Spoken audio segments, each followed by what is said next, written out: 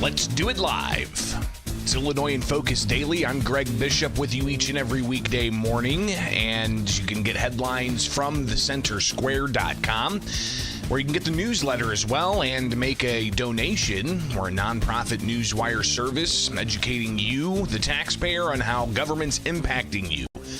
We do it each and every weekday morning here with Illinois in Focus Daily. Got a live interview with State Representative Jed Davis. We're going to be talking about the Department of Children and Family Services. And we've talked with him in the past about the use of interns to investigate families and the negative consequences from that. But it seems that this issue is also boiling down to definitions and classifications, and is the department being clear and transparent? So we'll talk with Representative Jed Davis at the tail end of today's program live, so stay tuned for that. We also got to tackle the bill that's on the governor's desk. It's one of the few remaining bills, one of only two left on the governor's desk to deal with energy policy in the state of Illinois. The Illinois Manufacturers Association says that a new report from the Illinois Power Agency and others says that if Illinois continues on its current trajectory, it's going to have power shortages by 2029. And the manufacturers are saying that the governor needs to veto that bill that the legislature passed in fall veto session that focuses on battery storage. So we'll talk. I'll share a conversation I had with Mark Densler from the Illinois Manufacturers Association coming up. So stay tuned for that. Also yesterday, Governor J.B. Pritzker, he signed the mass transit bill that Republicans say is a bailout for Chicago mass transit. It includes the ability for the Regional Transit Authority to increase taxes and for tolls to go up, and also a sweeping, as some would criticize, of the road fund and how that impacts the road fund money going to mass transit. So those are the three things we're going to tackle this morning, but I did want to start with Governor J.B. Pritzker reacting to more immigration enforcement in Illinois. And this was evidence with social media postings that were floating around of immigration enforcement officers conducting immigration enforcement. Here's the governor reacting to that yesterday. Not given any notice by them. And they seem to already be deploying, again, with masks and unmarked cars and SUVs into neighborhoods. They call it enforcement, we call it harassment, but we don't know how long they'll stay. It appears that they're here for at least a couple of days, if not longer. So I encourage everyone who can hear me to do as you have, because frankly I'm very proud of the way that Illinoisans have reacted to CBP and ICE, and that's in pulling out your whistles and your phones, video everything, posted online. We have an Illinois Accountability Commission that is now taking testimony, has a hearing on Thursday. I invite Gregory Bovino to testify at the Illinois Accountability Commission. He has some questions that he needs to answer for. And we'll move forward as we need to protect the people of Illinois. I'm curious if Thursday's meeting of the Illinois Accountability Commission, the commission that the governor created to take public testimony from individuals impacted by immigration enforcement, I wonder if the commission's going to have any victims of non-citizen crime there to testify. Obviously, you're going to hear a lot more about that later this week with that commission meeting and what kinds of testimony they're going to take, and will DHS officials show up to testify? That is yet to be seen. especially as there's ongoing litigation about all of this. Something that the governor acknowledged yesterday, talking about the court process and the multiple cases that there are. Now, we're still yet to find out if the excessive use of force case against DHS is going to continue with plaintiffs in that case that brought the case looking to dismiss that. But you've got the other challenges in courts that are still lingering, including the federal government suing the state over its migrant sanctuary policies, and another case of the state suing the federal government over the use of the National Guard to protect federal agents and property during immigration enforcement.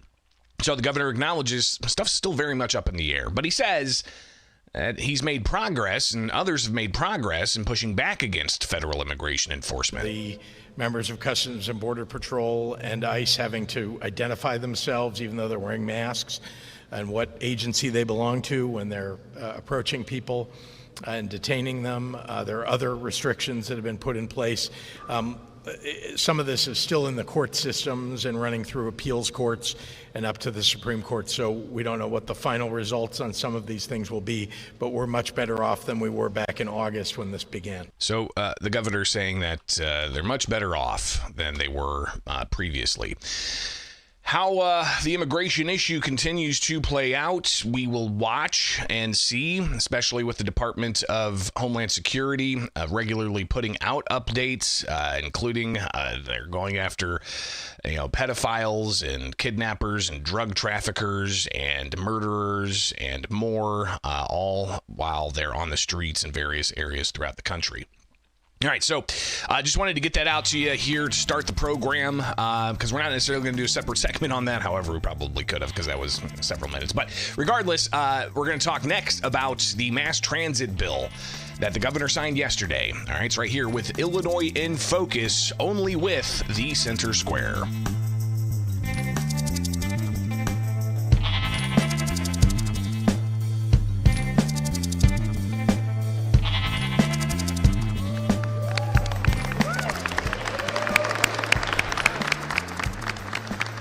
Governor J.B. Pritzker yesterday in Chicago, surrounded by supporters of a bill that passed in fall veto session in October, dealing with mass transit and a $1.5 billion cost for ratepayers and taxpayers and even people who never get on mass transit. Good morning. I'm Greg Bishop. It's Illinois in Focus Daily with the Center Square. You can go to thecentersquare.com/Illinois and get headlines on what's going on in the land of Lincoln. I edit the Illinois page. We got a great team with Jim Talamonte and other contributors, but also go to thecentersquare.com where you can see a lot of other stories, including national headlines. But let's get into it. Fall veto session, pretty impactful. Several major pieces of legislation passed, and the governor's signed practically all of them. Last I checked yesterday afternoon, 2 remain on his desk.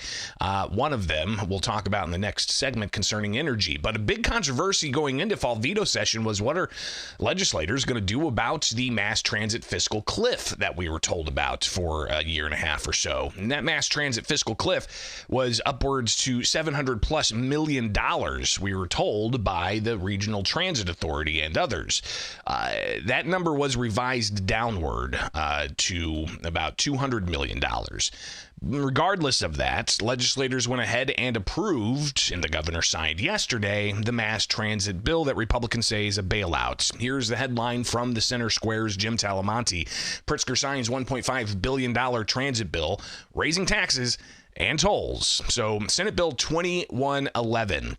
The measure establishes the Northern Illinois Transit Authority, replacing the Regional Transit Authority that oversees Chicago Transit Authority, Metro, and Pace. Now, the governor promised that Illinois is on the verge of a world-class transit system. The bill passed after more than 2 years of discussions around that fiscal cliff. But the measure that ultimately passed and the governor signed, it's $1.5 billion, despite last summer, the number being revised down to $250 million. Legislators still wanted a, quote, world-class transit system, so $1.5 billion. The measure allows for the Regional Transit Authority to raise sales taxes by 0.25 percentage point across 6 Chicago area counties, generating about $478 million annually. You have the measure also, $800 $860 million in annual transit funding expected to go from a diversion of the state's motor fuel tax. 85% of the diversion would go to the Northern Illinois Transit Authority, with the other 15% going for downstate transit. And this is where you have a lot of opposition during the passage of this that legislators were critical of, saying that it's not fair to downstate. Governor Pritzker, he addressed this yesterday in a question he was asked. I will say that we have put more money into downstate roads than we have into the Chicago area roads, much more than historically. That's just been the way it is since we passed Rebuild Illinois. That doesn't mean that we shouldn't address the concerns of downstate members, but to be frank with you, there has been a significant shift of dollars to downstate. If you drive around downstate, anybody, the folks who are here from downstate would see that the orange cones are even more prolific in many areas downstate than they are. I'm looking at Tim Dre, he drives it all the time.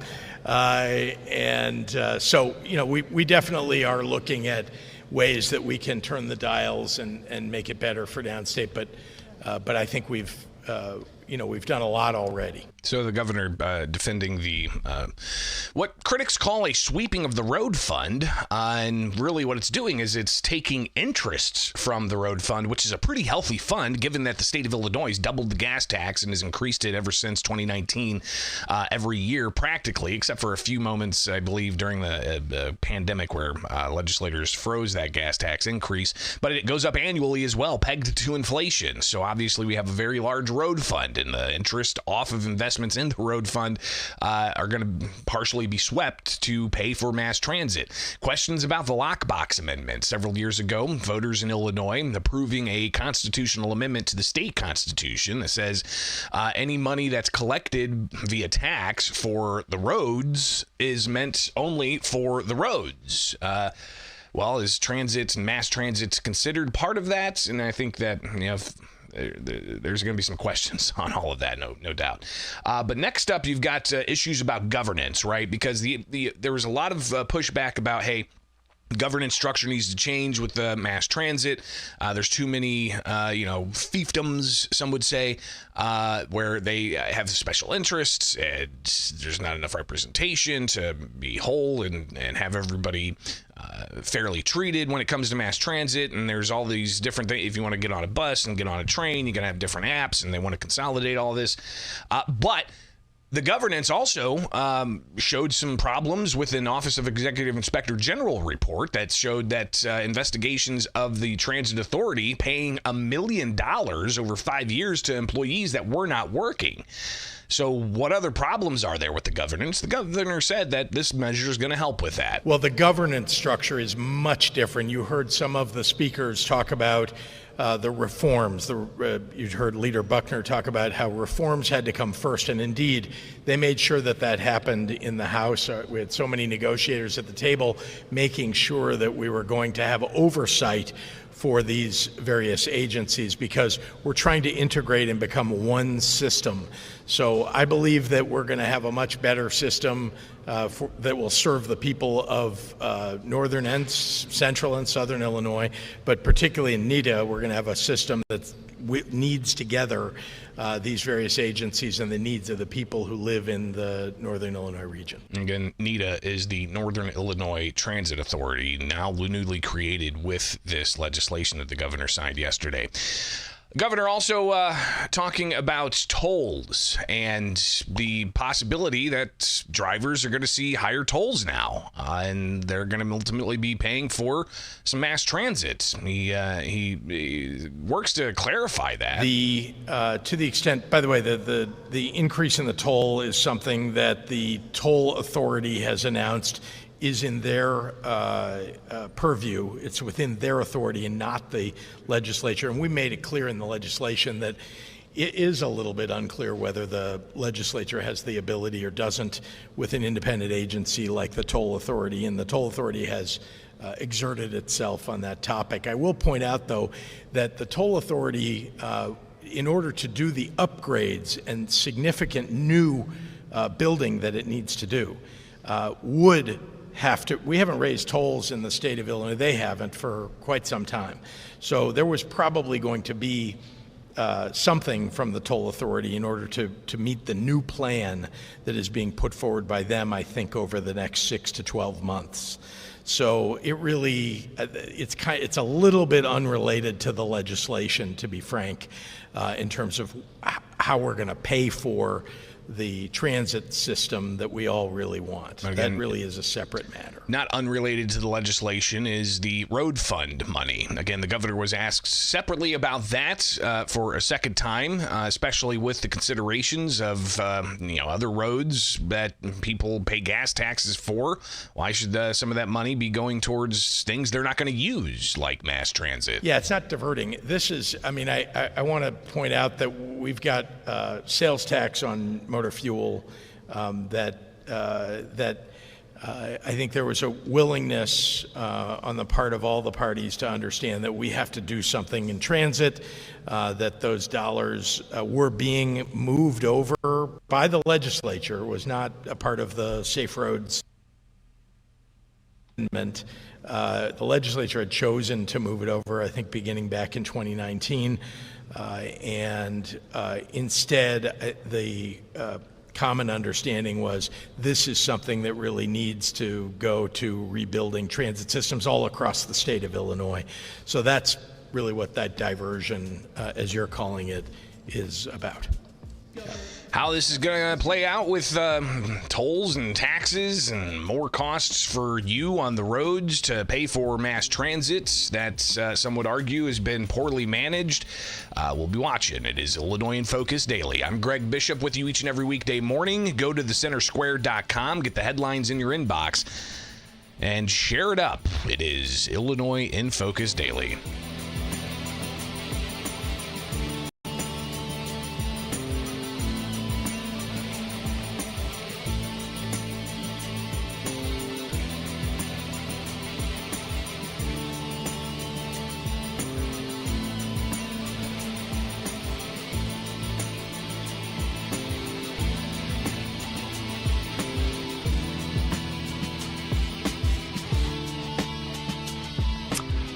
Particularly after this report's come out, we would encourage the governor to veto that bill, go back to the table, look at this report that, they should have waited until they saw this report in the first case. Mark Denzler, Manufacturers Association President and CEO here in Illinois, talking about energy legislation that the legislature passed during fall veto session. And the governor's expected to sign, but it's ultimately going to be more focus on so-called renewable energy instead of focusing on baseload generation through things like coal or natural gas.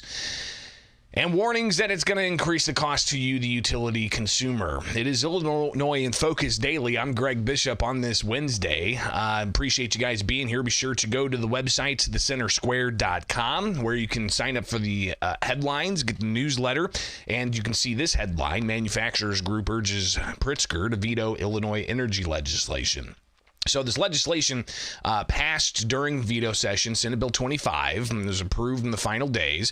It's one of the final pieces of legislation on the governor's desk. Now, after it passed, the governor put out a statement saying that Illinois is taking action to address concerns and pass the Clean and Reliable Grid Affordability Act, an important step that will help lower utility bills and make our electrical grid stronger. The bill will build upon Climate and Equitable Jobs Act, positioning Illinois to keep growing our clean energy economy and creating good-paying jobs in communities across the state. The governor said the measure accelerates clean energy projects with grid-scale batteries and other clean energy technology, and requires utility companies to help consumers lower utility bills with access to energy-efficient resources.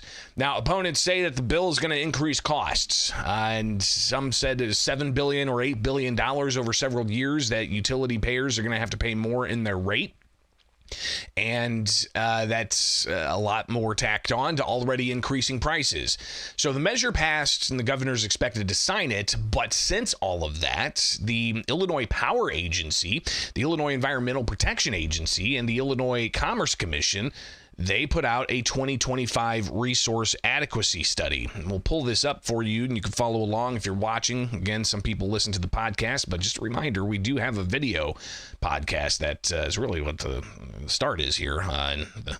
So be sure to tune in with us each and every weekday morning. But here's the 2025 adequacy study. It's 222 pages long, and it goes through a whole host of things, including details about the availability of energy and what it's going to mean for the state if we continue forward on the trajectory that we're on. So, again, you can read that report for yourself.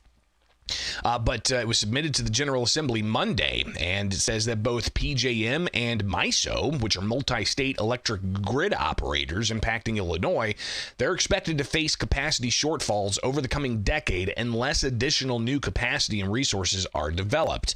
They say when accounting for those supply and demand dynamics, including announcing retirements of generators in Illinois and within each RTO market, and accredited new builds currently in the queue or fast-tracked through PJM RRI and MISO ERAS programs, PJM is expected to experience a capacity shortfall beginning in 2029, with the deficit projected to be wider in subsequent years if left unabated. And again, I want to highlight here, including announced retirements by generators in Illinois. And this is the law that was passed several years ago that ultimately slates the closure of coal-fired power plants by 2035, and then municipally owned coal-fired power plants by 2045, and natural gas plants are supposed to be essentially net zero by 2045. So the decarbonization efforts in Illinois. The Illinois Manufacturers Association saying that they need to essentially reverse course on this. Here's Illinois Manufacturers Association President Mark Denzler talking about the Illinois Power Authority's report that came out and the urgency that he says legislators and regulators need to realize. Sure. Well, good morning. Thank you, Greg. The Illinois Power Agency, the Illinois EPA, and the Illinois Commerce Commission released their adequacy report, which Greg, we didn't need a 200-plus page report to tell us what we already need.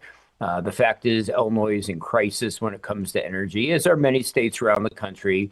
And quite frankly, what the report says, what we already knew and what the IMAs testified to is that the demand doesn't meet the generation. It's simply supply and demand. And as we've seen growth from manufacturing and quantum and data centers, at the same time that state policies are resulting in the closure of baseload energy, coal, gas, and even nuclear across the country, it's simply a supply and demand issue. And this report says that Illinois is going to struggle, and there's going to be a date in the near future where we may not have enough power to meet the demand we need. So Denzler talking about the bill and it not really addressing the base load generation. He went on to talk about the cost and what this means for energy payers, including manufacturers. How much is this going to impact operations and the state's economy? It's going to mean higher costs on your electric bill. And Greg, this is a red flashing alert warning sign. We had hoped that the governor and lawmakers would have considered previous alerts, which are the capacity auctions in PJM and MISO, the two regional grids. We've seen that cost skyrocket from $69 a megawatt hour to over $329 a megawatt hour. Consumers, whether you're a business or you're that family, saw price spikes, this summer, significant price spikes. I think in ComEd territory, it was $15 to $20 a month. It was like $35, $40 in the Ameren or downstate territory. Manufacturers paid tens, hundreds, and even millions of dollars more in increased costs. So we've already seen two capacity auctions result in warning signs, and now this report's telling us the same thing. So you've got the Illinois Manufacturers Association raising yet again another red flag, another sounding of the alarm. Denzler went on to talk about the closure dates for these coal-fired power plants and these natural gas-powered plants. He says that they need to repeal that law to essentially allow for these coal-fired power plants and natural gas plants to continue operating in the state of Illinois, especially with all the demand of AI and data storage and quantum computing. Well, we It's a good question. I mean, we really hoped that lawmakers would wait to pass an energy bill until actually this resource adequacy study came out. It would have made more sense to look at this and then enact the policy. What the IMA has called for, what we called for in the last couple of years, keep the current generational plants going, the clean coal plants and the gas plants, make sure they continue operating. Secondly, we have to invest in new generation. And we were happy that the nuclear moratorium was removed. That's going to take a few years. We need to add gas plants. Renewables are an important part of the mix, but it's an all the above a strategy. We also have to invest in transmission lines and technologies like carbon capture and battery storage, so long as they're done in an affordable manner. But again, if the governor and lawmakers didn't hear the warning signs about capacity auctions, they clearly need to read this 200-page report. And again, I think a good first step, sending a message to the market, is keep those current plants. So that message to the market to keep the current plants online, Denzler's saying that's important because the investment that's needed to keep those plants operating, they have to make investment decisions years in advance. And if they see that a deadline that they're going to have to close is coming up, they might as well just retire early and stop wasting the money on that investment in Illinois, meaning those dollars could likely go to other areas. And Denzler recognizing that.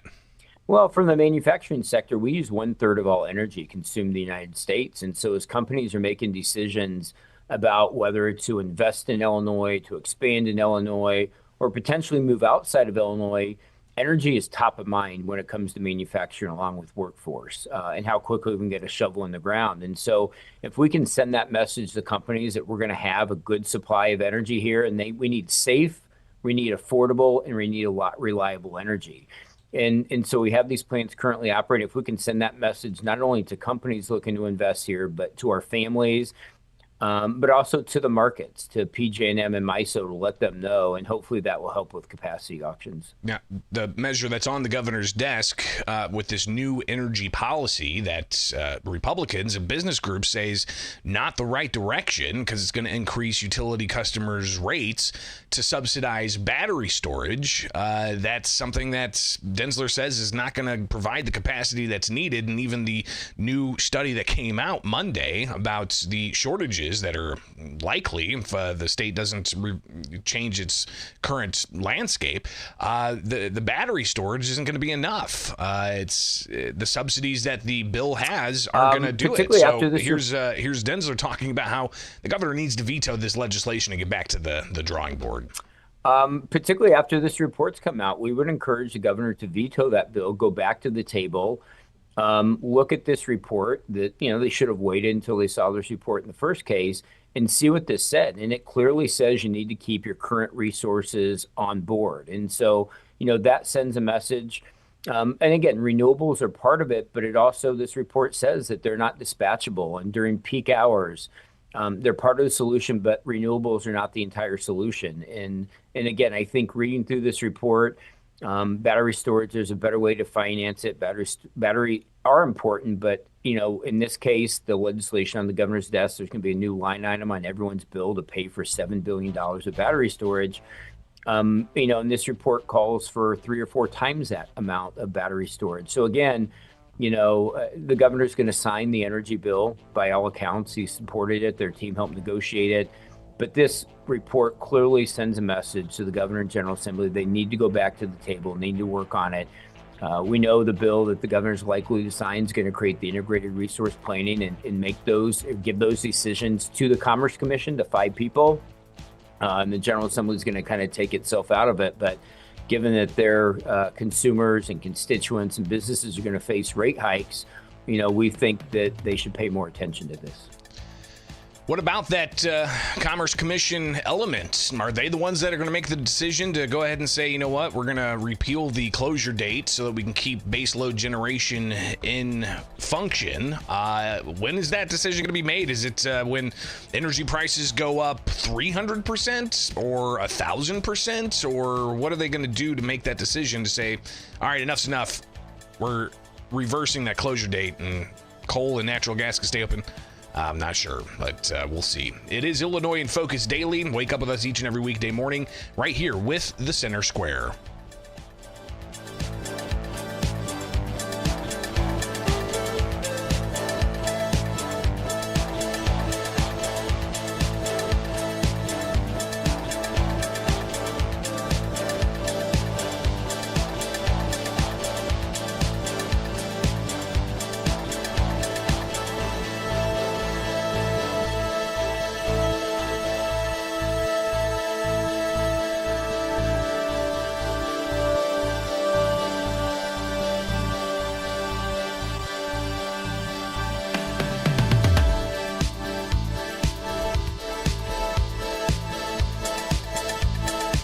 Stand by as we prepare for a live guest.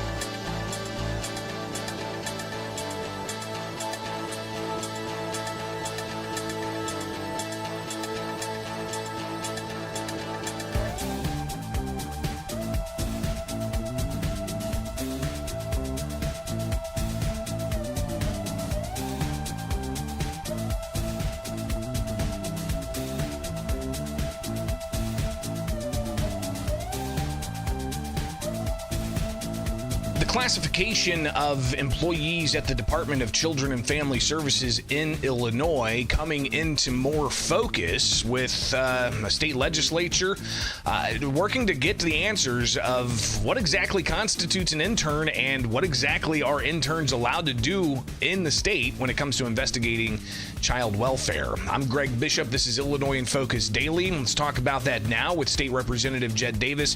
He joins us here with Illinois in Focus. Representative, we've talked about this in the past here with the Center Square, and you brought to light an incident that happened with a family you're familiar with, and their family rocked by child welfare agents coming in and impacting their family. So let's kind of start there before we get to you uncovering what appears to be DCFS admitting that they were improperly classifying people against a dissent decree, a court challenge of the department's ability to manage child welfare in the state of Illinois. Good morning. Let's start off with the how you got into this issue. Yeah, for sure. Thank you for the opportunity, Greg. A local family crossed my desk, and this will be the second Christmas that they have been separated from their child. And when we kind of dug into the investigation, it turns out that it was led by an intern, which, by everything you just said and kind of what we'll review here in a moment, don't have the qualifications, don't have the experience to actually conduct an investigation with the authority to remove a child from a home. I mean, that's a very sacred authority that we want to make sure those individuals know what they're doing and they're not an intern at people's doors, because then the issue becomes the court relies heavily on the documents produced, really without question. So if those documents are produced without the proper experience and things get missed, the court is then making decisions based on essentially falsehoods. Representative, clearly the issue of interns was brought up when we discussed this, months ago, right? And DCFS pushed back and said that Representative Davis doesn't have all the facts correct, and they seem to have just kind of distanced themselves from this, despite putting out certain messages. But you just released a pretty detailed news release this week, yesterday, that goes through public records that are available that you guys have been able to access as well. Affidavits and such. What's the top line here? What did you find out that you announced yesterday? Yeah, this is, in my opinion, a done deal. Like, I'm not sure. I've been going back and forth with the department for literally more than half a year on just trying to get them to admit what we have known to be true all along. And now we've uncovered sworn statements, declarations that are part of a federal court case. So under the penalty of perjury, you have the top official in DCFS, Kimberly Bates, who's in charge of all the classifications, personnel policy, qualification standards. And she admits in this, again, sworn declaration that interns are individuals who meet the educational requirements for investigator, But here's the important thing: do not meet the experience requirements, which is what we've been saying from day one. And now we got it straight from the mouth of DCFS's top individual in this area. And I've got the documents that you have in your news release pulled up here, and talking about Bates in the comments. There are currently over 120 interns waiting to be promoted to investigator positions. I mean, so it's clear they have interns. I mean, that's not what's being debated here, right? I mean, they have interns. It's just the matter of, are the interns the ones leading investigations into people's homes? And you say you have evidence that that is the case. No, it absolutely is. They admit that it is. And they say that they can legally do it, that this is okay. And they may be relying, if you go down to number 3 in that press release, they may be relying on Mr. Kleins, who's the executive director of the Illinois Civil Service. He actually stated to the attorneys at DCFS and the governor's office, he's the individual in charge of really interpreting and approving state job classifications. And he said, hey, this child protection specialist intern classification exists. And then come to find out, through some pressure here earlier this month, he admits in a FOIA request, I made a mistake.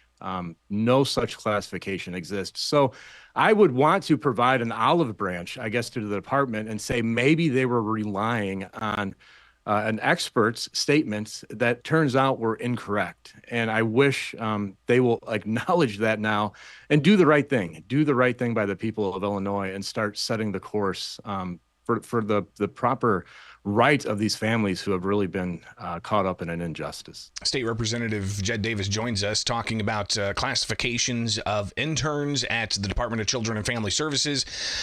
When I reached out to the ACLU on this, because they were part of the consent decree, they said, oh, these are things that were happening back in 2017, but is there indication to you now that most recently this is still a persistent problem that needs to be addressed through that consent decree that the ACLU helped to get, back in the late 80s, early 90s or something?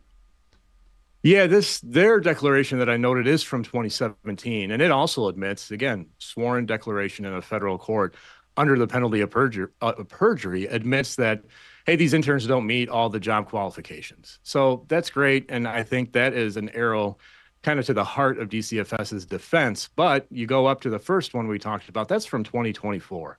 And now you've got Mr. Klein saying no such classification exists. Well, that's from December 8th. This is less than 10 days ago. So yeah, they can point to that was long in the past, but we've got really relevant documents in the not too distant past here that really speak into the truth of this issue.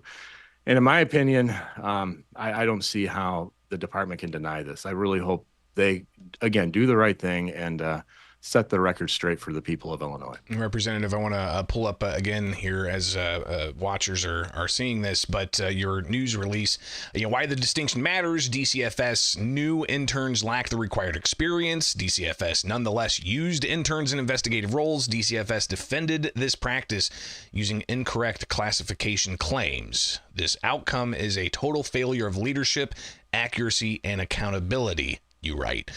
What are you looking for? What's next? What are you demanding here from the agency? Yeah, I would call on them to, publicly correct the false statements. I've got 10 of them, and there's more, but I kind of pulled out the top 10 at the tail end. They've been all over the media. They've been all over the adoption committee. They've been all over internal calls with representatives, just really making false statements. And again, it may be based on Mr. Klein's statement that he made in July, which now turns out to be incorrect. So again, I would love to send that olive branch to them and formally acknowledge, hey, interns are not investigators. I'm not sure how much more clear we can get when we even have something just from a year ago saying they don't meet the experience requirements, which is what we've been saying from day one. Do you as a family, I'm a foster parent. I've had investigators in my house, not for my family, but following up on cases of placements that have been placed with my wife and I. If you're the biological family or whatever that has these kids, do you want an intern making those determinations? I think that even without all of this legalese and declarations we found, that should be an easy no. So I can't believe we're even having this discussion, but now we've got the legal evidence that we're right. Interns don't meet the experience requirements. They should not be doing it. So apologize to families, and it would be great. This gets muddy, but man, we need to do what's right to the people. Go back to the families that have been ones that were interns were the lead and reinvestigate them and just either substantiate it, or maybe you'll find out that there were some things missed. We owe that. We're not talking about groceries. We're talking about human lives. We owe that to the families of Illinois. Representative, I've done several stories now in recent months about the Department of Children and Family Services, from things like the number of missing kids, right, and how they didn't necessarily get that information out when it was requested immediately, and the numbers changed a bit after they refined it. But you have that issue. I've also had people reach out and talk about the amount of money that some of these DCFS employees are making. If you look at the comptroller's salary website, you'll find a couple of dozen that are making more than $200,000 a year, not the director of the agency. We're talking about, the specialists within the agency here. Several were making $300,000 a year. If there's all these interns out there, what explains this kind of large amount of salary going out to dozens of state employees within DCFS and having poor outcomes that you and others highlight? Yeah, for sure. I mean, if you're investing a lot, I'm not saying we shouldn't invest money into this department because they play a critical role, but you need a return for that investment. And right now, I don't think we're getting it.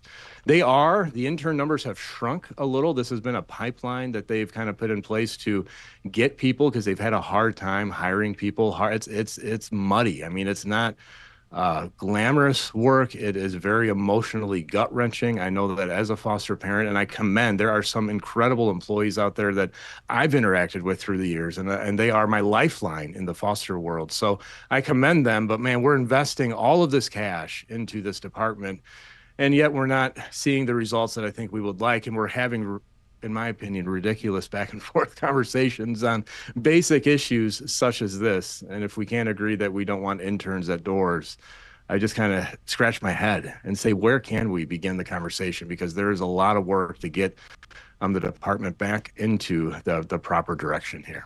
Representative, I have put out a request for the department to respond to your demands and the information you provided yesterday. I haven't heard back yet. Now, granted, hasn't been a full 24 hours or so, but have you heard back from them since you've put this out?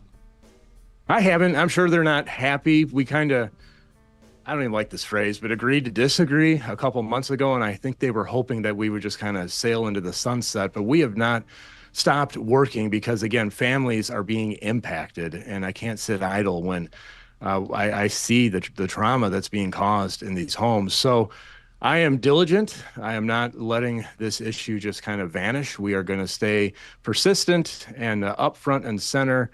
And we're going to start working through. I'm going to share these findings here today with the adoption committee that I sit on, and hopefully we can get, we've been talking, and it sounds like there's some promise and headway with the committee chair there of having some committee hearings here in the spring on this very issue. So I think it would be good to start having the discussion. When we can have the discussion, instead of getting all defensive, people win. And we need to have the discussion, and we need to get back to what was intended and have investigators do investigators and interns right alongside and get the experience they need before that promotion. Thank you so much for taking time with us, Representative. We'll definitely talk more about this in the near future, I imagine, as you continue to focus on it, and we'll take a look at it here with Illinois in Focus. Have a great day, all right? Thank you.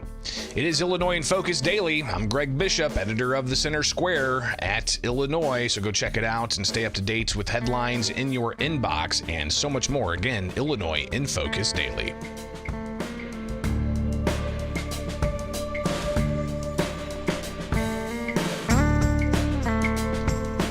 All right, so all I got for you today. Pretty jam-packed. There was stuff I left on the cutting room floor, including yesterday's Chicago City Council meeting with the deadline to try to get a budget still end of the month. And are they making any progress? Not so much. So we'll see what happens with that. We've also got a Joint Committee on Administrative Rules hearing today at the State House. It's up in Chicago, actually. Plus, this week we've got the Illinois Accountability Commission looking into immigration enforcement. That's going to be meeting as as well. We've got a lot to cover for the remainder of the week, and I think next week's going to be a pretty slow week. Haven't decided yet how this show is going to operate, but may go on to a holiday schedule. We shall see. All right, so we can at least get a little bit of downtime heading into the end of the year. Plus, program note, I have taken the final week of the year off. So after Christmas, I'll be off Christmas Eve, Christmas Day, the day after, and then the Monday, Tuesday, Wednesday, and then Thursday also. Yeah, because that's going to be January 1st. I'll be back at it January 2nd. So just wanted to give you guys a heads up. It's at least the rest of the schedule for the month. All right, it's Illinois in Focus Daily. I'm Greg Bishop. Thank you so much for being here each and every weekday morning. Have yourself a wonderful rest of the Wednesday, and we'll be back at it tomorrow morning here for Illinois in Focus Daily, only with the Center Square.